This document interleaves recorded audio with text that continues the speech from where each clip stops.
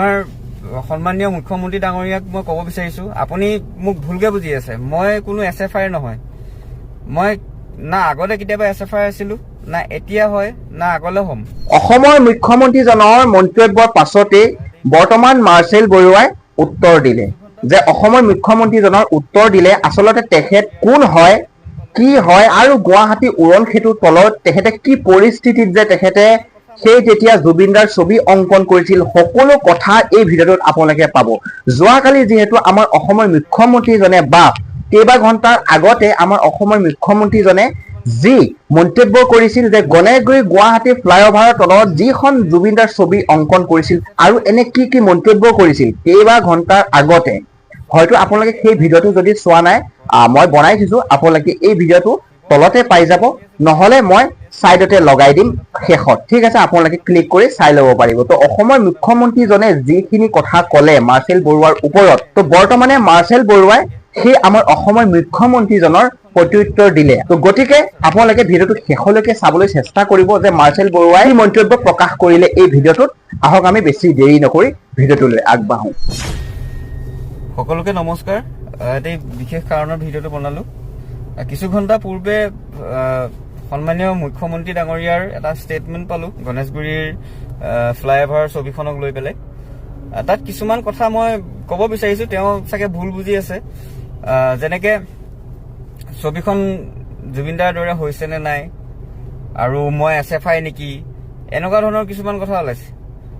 সেইবোৰ একেবাৰে নহয়। মই আচৰিত হৈ গৈছো যে মই SFI কেনেকে হৈ গলো।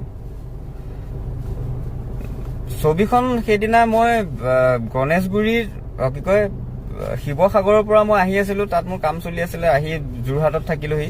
যোৰহাটত থাকি পেলাই গম পালো যে ছবিখন কোনোবাই মোহাৰি পেলালে। তো সেইদিনাখন সিদ্ধান্ত ললো যে নাই, ছবিখন গৈ পিছদিনাখন আঁকিমগে, কাৰণ জুবিনদাৰ ছবিখন এনেকে মোহাৰি পেলোৱাটো আমি কোনেও নিবিচাৰো। কোনেও সেই কথাটোক লৈ পেলাই কোনো সমৰ্থন দিয়া নাই, মই নিজেও দিয়া নাই।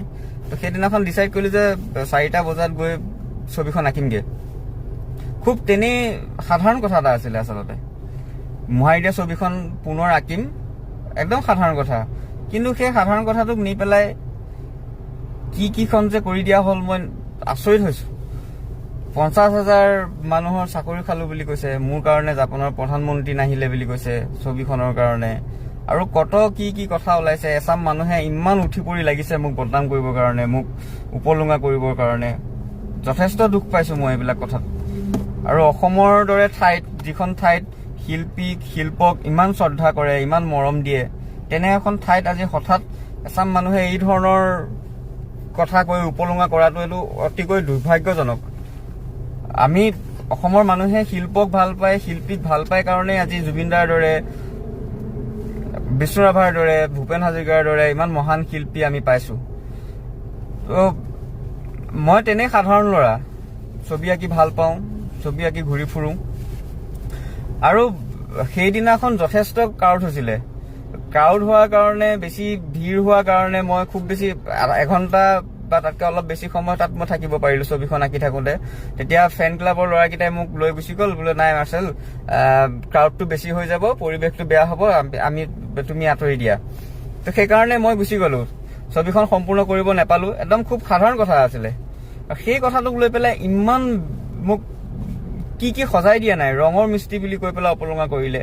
আৰু এই কথাটো মই ৰঙৰ মিস্ত্ৰীৰ ক্ষেত্ৰত মই এটা কথা ক'ব বিচাৰিছো যে তেওঁ ৰঙৰ মিস্ত্ৰীয়ে হওক বা হাজিৰা কৰক বা ৰিক্সা চালকে হওক, তেওঁ সৰু কাম কৰে বুলি যিটো উপলুঙা কৰাৰ যিটো মেণ্টেলিটি, এই মেণ্টেলিটিটোক মই তীব্ৰ গৰিহণা দিছো। আৰু মই নিজকে ৰং মিস্ত্ৰী বুলি ক'বলৈ লাজ নকৰো। মোৰ ৰং মিস্ত্ৰী বুলি ক'লেও মোৰ কোনো সমস্যা নাই।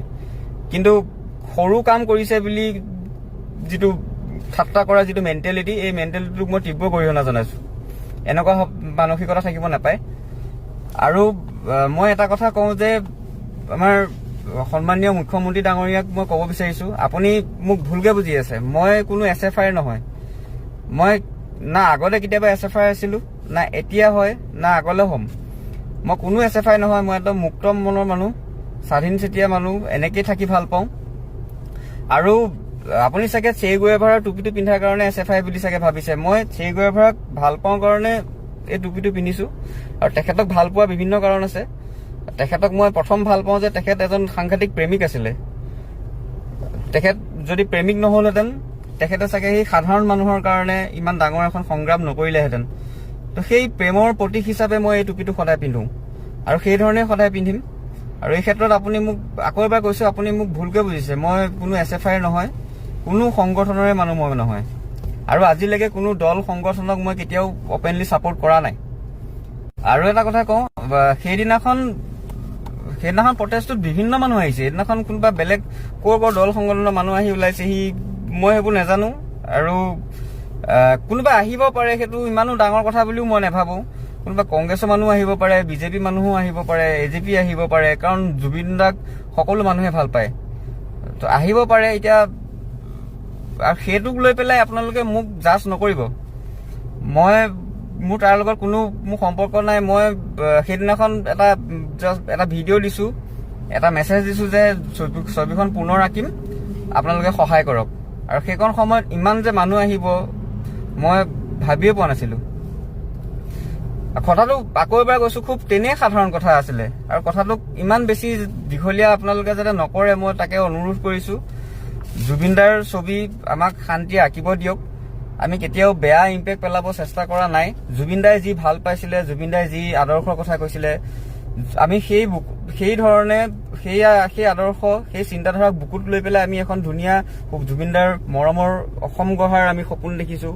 তেওঁৰ সপোন আমি সেই ধৰণে আমি পূৰণ কৰিম, সেই বুলি মই বিশ্বাস কৰোঁ। আৰু ইয়াত মোৰ ক'ব লগা সিমানেই। আৰু ভৰলুৰ কথাটো মই এটা ক'ব খুজিম যে ভৰলুৰ কথাটো তেনেই সাধাৰণ আছিলে যে গছ কাটিছে, গছৰ কাৰণে প্ৰতিবাদ, গছ নাকাটিব বুলি প্ৰতিবাদ কৰিছোঁ। আৰু তাতো বিভিন্ন মানুহ আহিছিলে, ইয়াত যেনেকে মানুহ আহিছে তাতো তেনেকে মানুহ আহিছে। আৰু জুবিন দা নিজেও দীঘলী পুখুৰীত আহিছিলে গছ কটাৰ বিৰোধ কৰিবলৈ।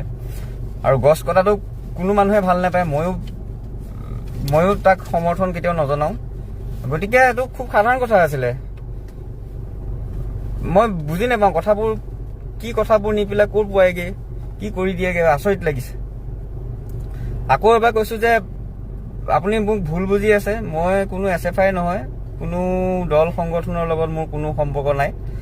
আৰু মই সকলোকে এটা কথা কওঁ, মই সকলোকে মানুহ হিচাপে চাওঁ। মই কাকো কেতিয়াও সি BJP, সি কংগ্ৰেছ বা সি কোনোবা বেলেগ দল, কোনোবা সংগঠন, সেই ধৰণৰ টেগ লৈ পেলাই মই কাকো নাচাওঁ। আৰু ঠিক তেনেকে মোৰ লগত BJP মানুহো মোৰ আপোন মানুহ আছে, মোৰ লগৰ বহুত ভাল বন্ধু BJPতো আছে, কংগ্ৰেছত আছে, বিভিন্ন দল সংগঠনত আছে। আৰু এতিয়া মই সিহঁতৰ লগততো আৰু কথা নপতাকে থাকিব নোৱাৰোঁ। গতিকে মোক সেই ধৰণে জাজ নকৰিব মই অনুৰোধ জনাইছোঁ। মই একদম স্বাধীন চেতিয়া মানুহ। মই এই ধৰণে ছবি আঁকি আছোঁ, এই ধৰণে ছবি আঁকি যাম। আৰু শেষত ক'ব লগা সিমানেই। জয় আই অসম, জয় জুবিন দা।